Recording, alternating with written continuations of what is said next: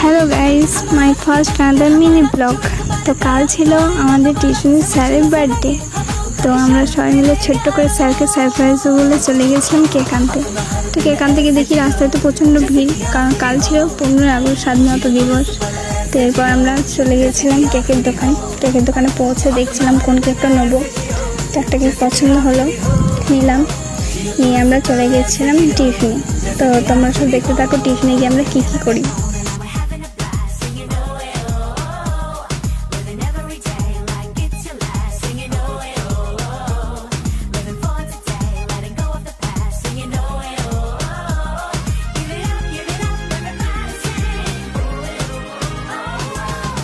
हम सब जो साथ में रहे, खुशियाँ सब हाथ में रहे, हमसे बस फासले